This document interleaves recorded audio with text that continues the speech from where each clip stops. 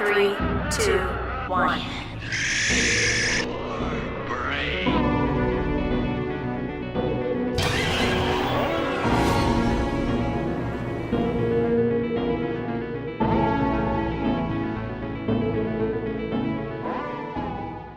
Welcome to Ghost Pirate Entertainment presents Horrorween. This is episode 12 of 13, and in this episode we talk about Pumpkinhead. Born from the blood of the innocent, to hunt the guilty, and they call it Pumpkinhead. So Pumpkinhead is one of my all-time favorite horror movies. This movie, for some reason, has never gotten the credit it deserves. I don't know why, because it's not just a scary movie. It actually is a movie with an interesting dialogue and script and storytelling. It just feels like a very timeless classic tale. And it's a very tragic story. It, in a lot of ways, reminds me of Pet Sematary and just the tragicness of it. And it's not just because a man loses his child and the sadness behind that and everything. It's more to do with the same idea that sometimes there should be a line drawn on how far you're willing to go to get back, or to get the things that you want, the things that you're trying to get back, or the things that you want in general. And that you just can't be willing to do just whatever it takes sometimes. Be it success, or getting back a loved one, or whatever. In the case of Pet Sematary, or in this case, seeking revenge. That no matter what, you still have to stick to principles and stick to what is right. He basically gives up his soul in this movie in order to seek revenge. So it's just a really tragic tale, but it's really well done and just a lot of fun with really good acting. I don't feel like a lot of credit is given to the acting in this, but it's actually really well acted by multiple people. And it's a really simple story of a man who loses his child, basically, and gives up his soul, so to speak, in order to get this creature to rise and get revenge for him. But the creature is the star of this film. The Pumpkinhead creature, created by Stan Winston's crew.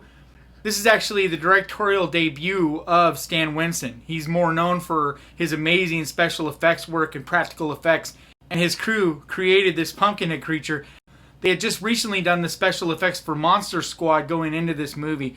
So these guys, just as far as the 80s go, they're just my favorites. I don't think there was anybody who did a better job at these amazing practical effects than Stan Winston and his crew of people that worked on these projects together. This one might be my favorite of all the different Stan Winston projects. It just has this really unique feel about it, kind of similar to Alien, kind of similar to Predator, and just kind of its own thing, but it just looks so creepy and just so cool. It's really one of my favorite creatures of all time. But this movie is just, the atmosphere is just amazing. The dark creepiness of it. In some ways it reminds me of Sleepy Hollow, which is another one of my very favorite Halloween time of year movies. But this is just always a movie that I always go back to time and time again during Halloween time of year, because it's just so full of that atmosphere. So full of the lighting that's just so creepy and dark and foggy. And just in the woods, like the majority of this movie takes place in the woods, and there's just the dark, creepy shadows of everything. And then you have this crazy monster with this just horrific sounds, and just witchcraft, and just so much cool Halloween vibes and horror vibes, that this is just a movie that I feel like everybody should have high on a list of Halloween time type of movies. But for some reason, it's flown under the radar. I know a lot of diehard horror fans love this movie, and it does have a really good cult following at this point, but it just never really reached the plateau that it should have, in my opinion anyway. So this is just a movie that I feel like is a must for your list. It's a must for my list. I'm so glad I picked up the special Blu-ray with all the behind the scenes, all the special effects that went into this, all the story behind the making of it. So if you're a big fan of this movie like I am, I feel like you should definitely check out the Blu-ray special edition that's out there.